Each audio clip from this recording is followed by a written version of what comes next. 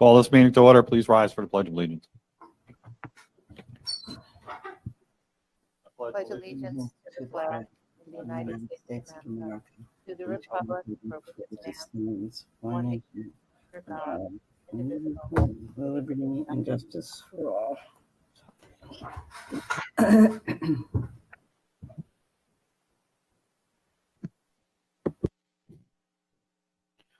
Call for acceptance of the minutes of the November 10th, 2020 meeting. So moved. Moved and seconded. Discussion. All those in favor? Opposed? No one. Motion carries.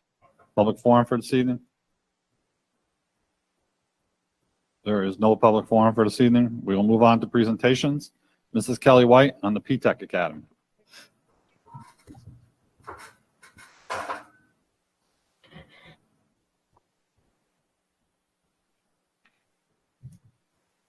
Did you have it to share it?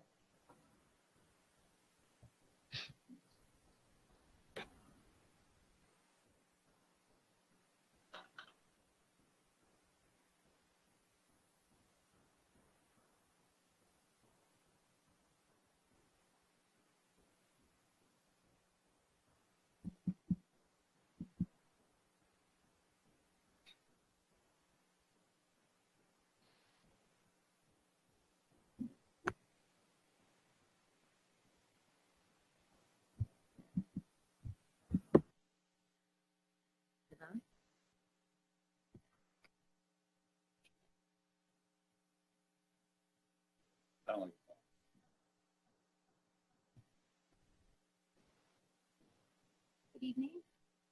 Good evening.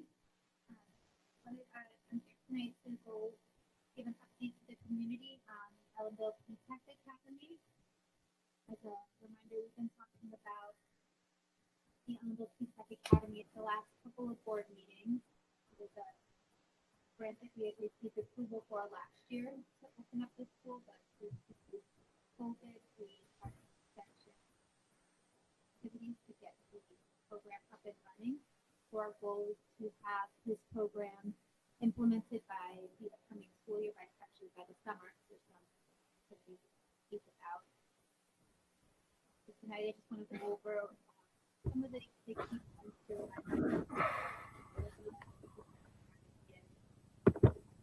getting our New York State P-TECH program was a program of the public and private partnership designed to prepare students for high-skilled jobs via an early college high school program.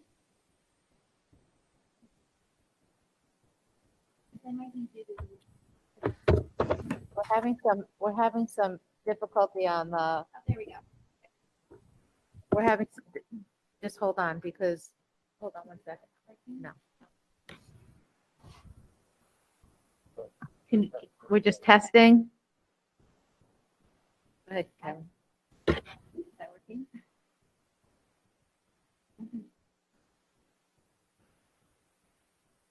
Want me to pull up? Yeah.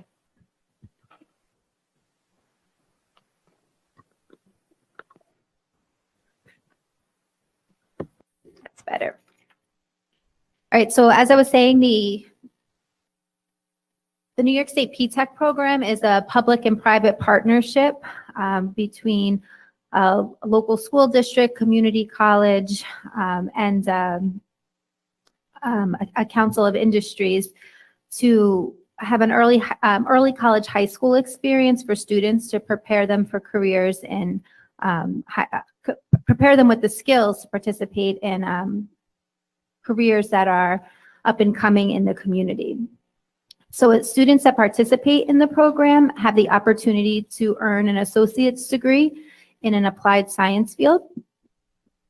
And students are exposed to a grades 9 through 14 curriculum so they're finishing their high school and their associate's requirements over a course of a 6-year period. And at the end of that at the end of the 6 years, the students will earn both their high school diploma and associate's degree at the same time. that there's no cost to the students who participate in the program. Students who are in the program, a lot of the way they learn their skills is through workplace learning. So there's ongoing mentoring that goes on with the industry partners, work site visits, speakers, and opportunities for paid internships. There's also intensive academic support provided to the students so that they're ready to begin college work as early as the 9th grade. And as noted above, the students who participate in this program, they are participating in internships. So the goal at the end of the program is for students to be able to complete the 6-year program and be ready with the skills needed to enter the job force immediately. So the Ellenville P-TECH Academy will be open to all students within the district. And the grant that we had received was for approximately $2.5 million. And that's over the course of it's a 5-year grant. But we're hoping that we'll, as we move forward in the process, that we'll be able to maintain the program after the 5 years. But the grant that we currently have is $2.5 million for 5 years. And we are partners in this. We're the local school district partner, SUNY Ulster is our cooperating community school, and the Council of Industry, which represents industries from all over the region, is our industry partner. So each partnership has a unique set of responsibilities in making this program come to light for our students. So as a school district, the things that we are committing to is to recruiting and identifying students that would benefit from the program. But as I said, all students are able to apply. We need to immerse our students in the 9th grade into a college culture environment. So as soon as they enter, the expectation is you're not just a high school student, you are a college student from 9th grade. Provide opportunities for extended learning. So we haven't ironed out all the details, but there's either going to be an extended day component or an extended school year component. So there is an expectation that the students have a longer learning experience in their day-to-day or throughout the year. Oops, let me back up. And lastly, the students are going to receive, like I said, intensive academic intervention, because the goal is the students they really should be taking their college coursework at the start of 10th grade, but we are going to be looking for opportunities for students to start that as early as 9th grade. And we'll take a look at a possible schedule a little further in the presentation. So SUNY Ulster, their responsibility in our partnership is to identify the courses that the students need to earn their degree and work with us and our students to get the students scheduled and enrolled in these courses. And the Council of Industry, what they commit to is the mentorship opportunities for our students, providing workplace visits, speakers, job shadowing, internship for the participating students, and identify the jobs that our students will be able to fill as a result of completion of the program. And the goal is that, again, once the students finish at that 6-year mark, they are ready to enter the workforce. There shouldn't be any other requirements for them. So as I said, it is a 6-year program, and I just want to give you an overview of what the 6 years would look like. So this map here represents the location of the students over the course of the 6 years. So for the first 2 years of the program, the students would be only on the campus of the Ellenville Central School District. There may be opportunities where students are going out and visiting different workplaces, but all their classroom learning experiences will be here on campus. As the students enter 11th grade, it's a bit of a hybrid. They're here for part of the day. There also may be times during the week where they visit Ulster BOCES to access the manufacturing labs. And they're also taking coursework at SUNY Ulster. So similar to maybe what our career tech students see, but they also, in addition to being at career tech, will be at SUNY Ulster. And by this time the student is in their 4th year of high school, so grades 12, 13, and 14, they are on the campus of SUNY Ulster full-time. So during the first 2 years of the program, just advance that here.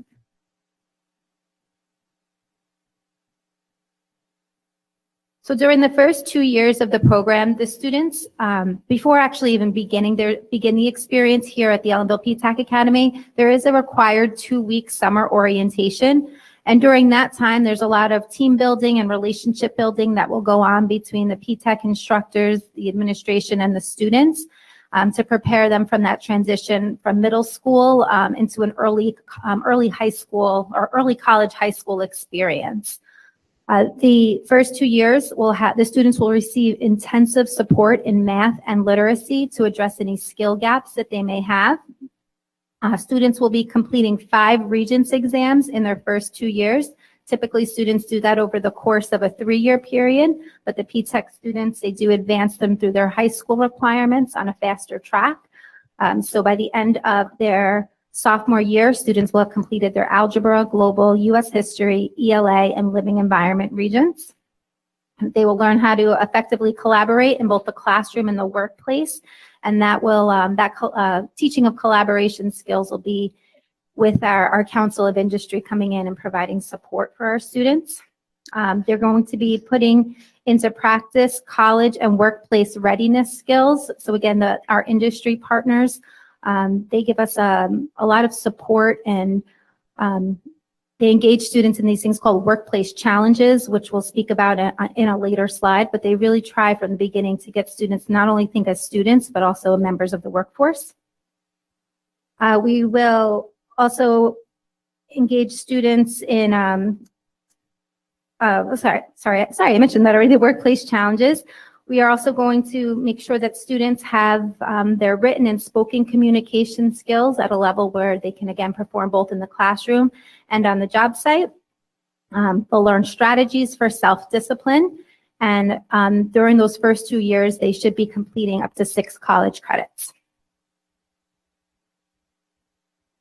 So during year 3, students will, as you saw on that map, they'll be expanding their classroom beyond the walls of Ellenville. So like I said, they either will be at a combination of Career Tech or on the campus of SUNY Ulster. During this year, they'll complete their remaining coursework at Ellenville High School.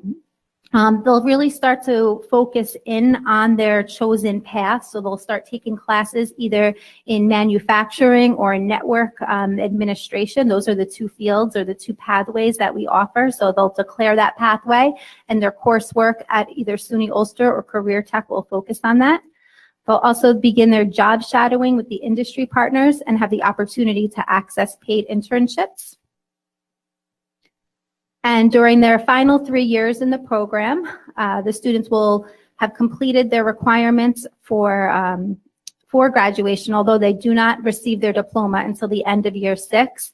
So they are fully on the campus of SUNY Ulster by 12th grade, but during their 12th grade year, since they are still in their 4th year of high school, they do remain eligible to participate in all school activities, including any extracurricular athletic opportunities or their senior prom, senior trip. They're still eligible to participate in those things during their 4th year.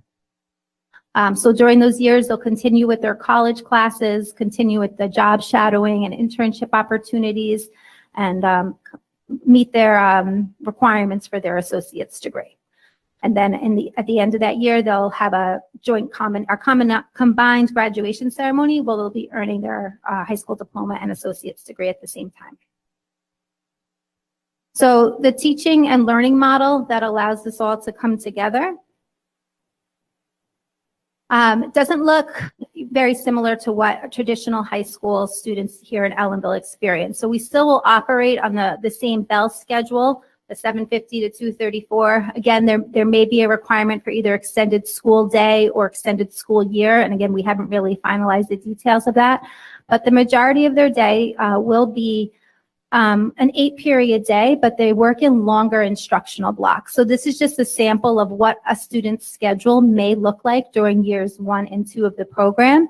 So the first period of the day may be, or some period during the day would be, an intensive academic intervention. So those first 2 years, we really focus in on the students' numeracy and literacy skills. So that may look like extra math support, reading and writing support. The students would then have similar to what like a block schedule may look like. They would do a double block of humanities on AC days, and then on alternate cycle days, our BD days, there might be a STEAM block. So humanities would be almost like a co-taught model of ELA and social studies. So we'd have an ELA and social studies teacher working together to look at that subject as more of a humanities approach rather than individual content areas. And then in our STEAM block, there'll be opportunities for the math, science, and art teachers to co-present and co-teach lessons where those the science, technology, engineering, arts, and math all come together and have opportunities for students to learn those content areas in a more hands-on project-based approach. Students will still be required to meet their PE requirement. So there may be a period 4 cycle where they do PE one day and computer science, which would be a college level course, on the opposite cycle day. Students would still have a lunch period with the rest of the student population. And then the second half of the day, this is where their day shifts from more of traditional instruction to more of the project-based learning. So for 3 periods a day, students would be engaged in either workplace learning, project-based learning, and global competencies. So we're going to take a closer look at what that means in terms of PTEC.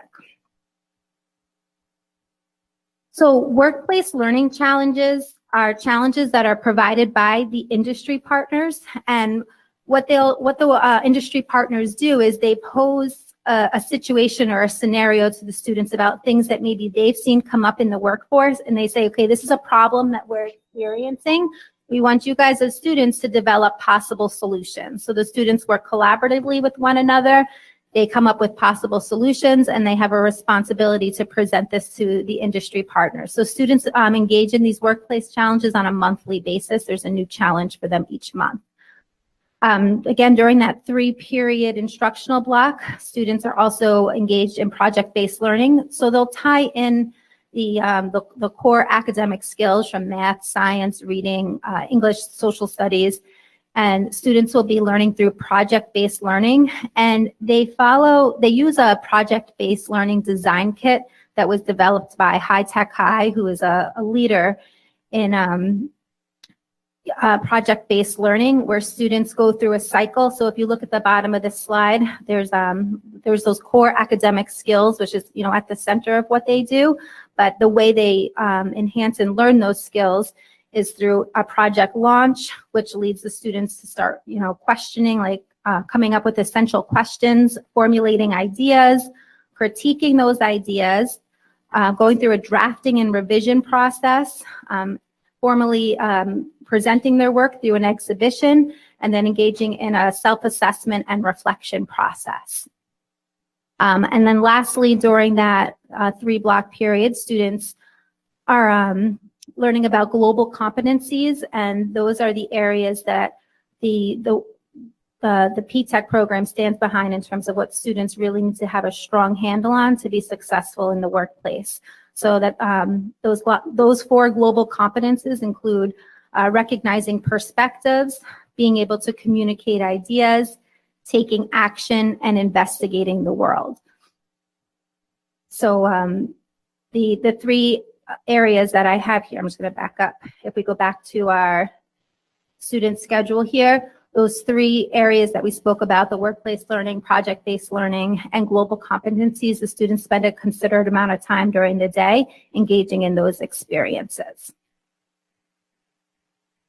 So just a quick overview of our timeline of events for getting our PTEC Academy up and running.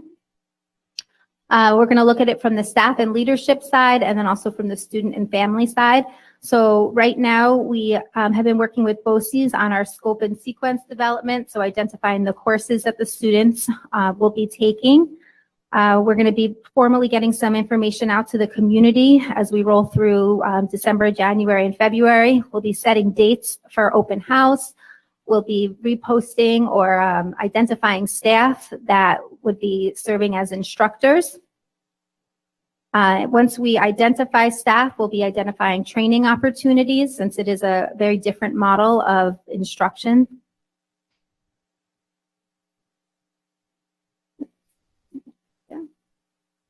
And then throughout the summer, there'll be throughout the spring and summer, there'll be additional training opportunities for staff, as well as planning of that mandatory 2-week summer experience, taking us all the way through the summer. And then that summer experience would be most likely in August, and we'd be ready to open in September. So for students and families, what this will look like over the next couple of months, again, families that, are maybe interested or want to learn more, we'll be putting out some more information in December. We'll be identifying the dates for open house by January and promoting it through the month of February, with those open houses hopefully being in March. We don't know what they'll look like at the moment. They'll probably be, assuming things are the way they are now, a virtual option, but we'll take a look at where we are with the current health crisis to see what we can offer. But we will be flexible in offering both daytime and evening open houses, so all parents have the opportunity to learn more. During the open houses, we'll open up the application window. So we're looking to take, at the current time, between 20 and 30 students in the first cohort. So if there is more than 20 to 30 students applying, they'll go through the application process and they'd be a lottery. So the application deadline will probably be around May. At that point, we'll be doing student interviews, again, the lottery if needed, in June, and a formal commitment ceremony. From that point forward, we'll just provide information to families and students to get them ready for that summer experience in August. And come September, those 8th graders will enter the high school as actually, college students. That's the model that PTEC really stresses, that these students, as they come out of middle school, they're going into high school as a college student. They're not entering the 9th grade, they're entering a college program. So those timelines take us through, again, the process that, us as a district and are going through, and what our students and families will be going through over the next couple of months. So as we continue in our process, we'll provide more information. I just wanted to give a brief overview this evening, just so everyone knew where we were with our planning, and to see if there's any questions that I can bring you I may know the answers to now, but if not, I can have them prepared for the next meeting. So I'll open it up to you if there's any questions that you may have. Thank you. Board members?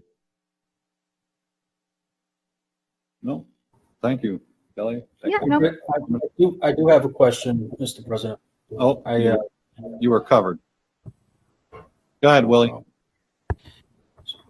Mrs. White, thank you very much for that presentation. Extremely comprehensive, and I'm really looking forward to the PTEC program getting started here in the district. I've been a fan of the concept. Is part of our in-house PTEC program pulling students from other districts? No, the Ellenville PTEC Academy will only be open to students who are from our district. Okay. Is there a possibility, and notwithstanding the current COVID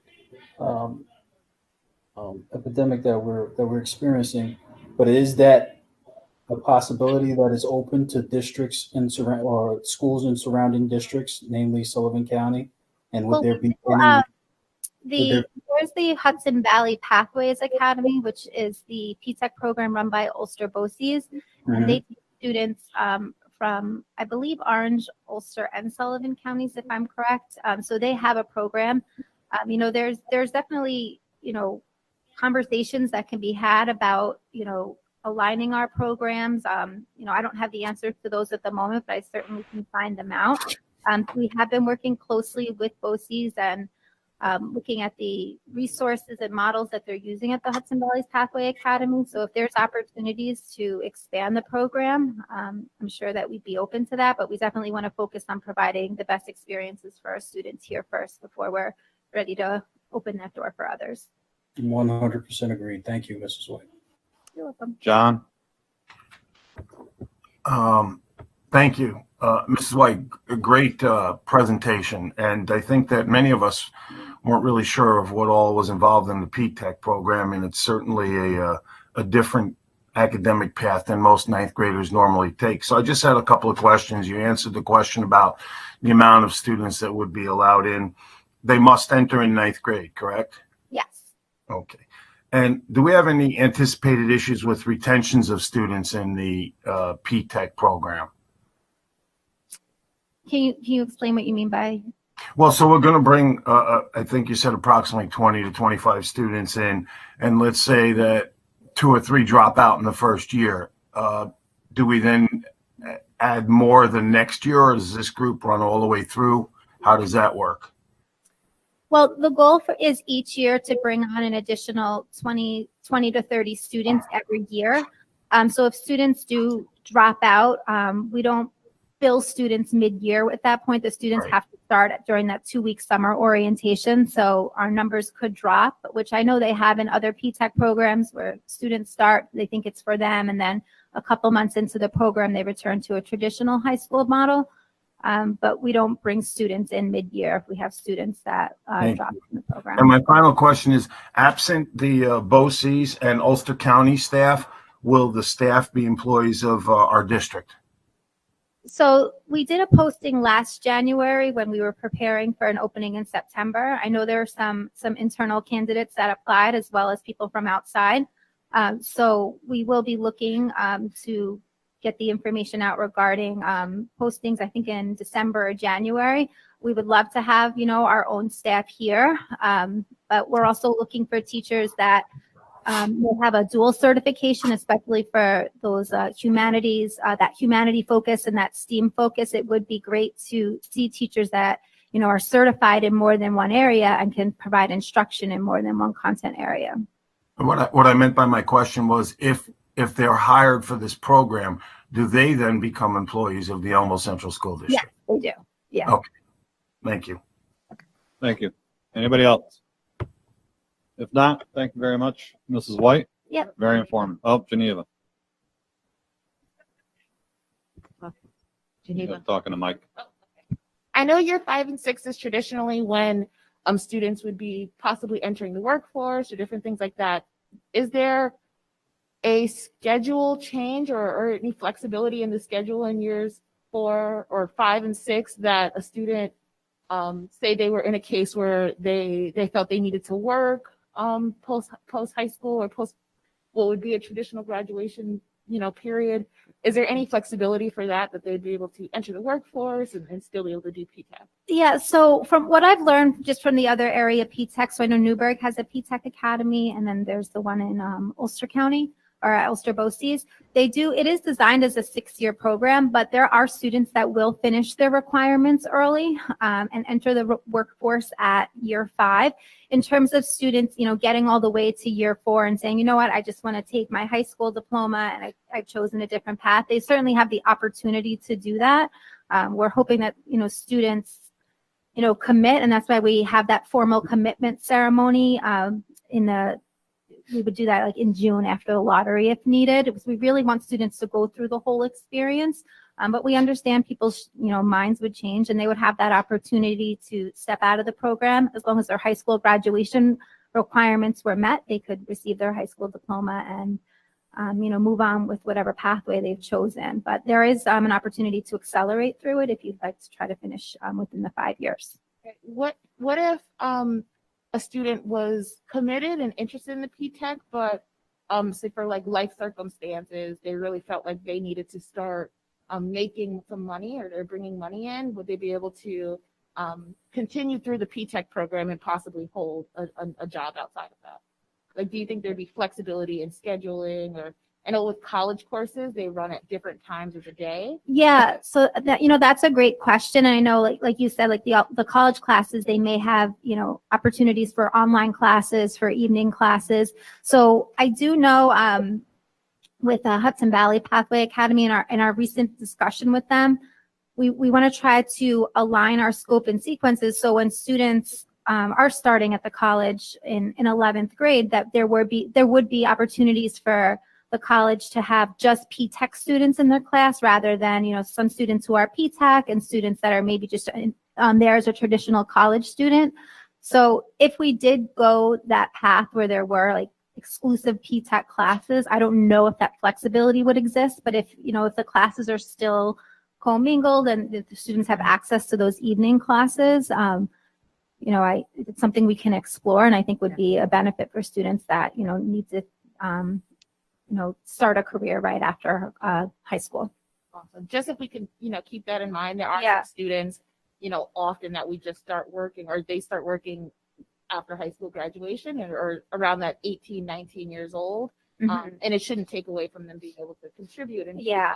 even if there was an option to, possibly be in a commingled class and take it in the evening, if that meant you could work during the daytime, different things like that. Yeah, and I do, like I had said in the presentation, there are opportunities for internships. So even through, the internship program, if it's one of our industry partners in the college, hopefully they, can make the schedule work for the students so that they can access the internship and the coursework.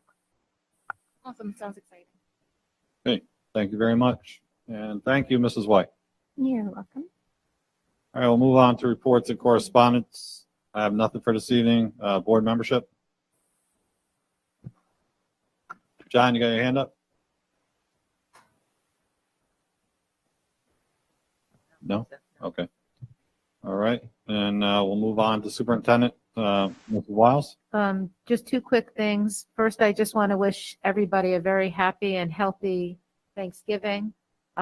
We posted up a letter that all the superintendents and the Department of Health and the county executive's office signed regarding COVID and where we are, and just some suggestions about staying safe over the next few months. I know we're hearing locally that the numbers are increasing, and we are looking at our plans on a day-to-day basis to see what alternatives that we have. From the beginning, when we put together our reopening plans for school, there's many parts of the plan that tells us that we have to be flexible based on what the data is telling us, what the cases are looking like, following the guidance from the governor's office and the Ulster County Health Department. So we'll be continuing to do that on a day-to-day basis, as we do even when school's not in session. So if there are any changes regarding what type of model we're using, right now we're partially hybrid. For K-6, we're fully remote 7-12. If any of that changes moving forward, we will definitely communicate that as quickly to the community as we can. We're very cognizant and sensitive to parents' needs, but we're working in an environment where we might have to, quote, pivot to different models on an as-needed basis. So we're trying to get as much information with regard to what we're seeing in the buildings related to COVID up on our website, and posted a link through Facebook. So please, keep watching and we'll keep communicating. Right now, we're K-6 hybrid, 7-12 remote. It might change, and we're going to do it based on data and where we are and recommendations from the health department. And again, happy Thanksgiving, and everyone be safe. Thank you. Assistant Superintendent for Business, Mr. Napoli. I have nothing to report tonight, sir. Thank you. Thank you. Assistant Superintendent for Curriculum Instruction, Mrs. Kelly White. Just a reminder to the community regarding the school climate surveys that were sent out. So the survey window will be closing on November 30th. And as a reminder, the email comes directly from Panorama. So whatever email address the primary contact provided to the school district, that's the email address which will be receiving the email, and it should be coming from Panorama Education, not from the district. And just an update on where we are in terms of completion of the survey. We've had approximately 14% of parents complete the survey. We're at about 50% with our students and 60% with our teachers and staff. So for those of you that have not had the opportunity to take the survey, we really urge you to. The data and the information that we're collecting will help develop our improvement plans here in the district. And we did have our students have the opportunity to take it during their classes.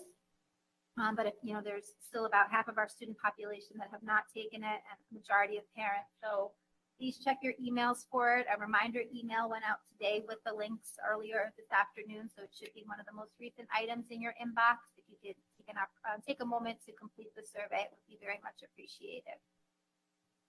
Thank you. Move on to personnel resolutions for this evening. 6.1 resignation. Upon the recommendation of the superintendent of schools, be it resolved that the resignation of Linda Sherry, teacher assistant, be accepted for the purposes of retirement. effective December 31st, 2020 with regret. So moved. Moved and seconded. Discussion? All those in favor? Opposed? No one? Motion carries. 6.2, upon the recommendation of Superintendent of Schools, be it resolved that Patricia Steinoff be appointed as a long-term substitute teacher at a contractual rate of $68,307, step 1, bachelor's plus 60 plus master's, effective September 21st, 2020 through June 30th, 2020, or upon the return of the teacher. So moved. Second. Discussion? Yes, I have a question. I have a statement here, actually.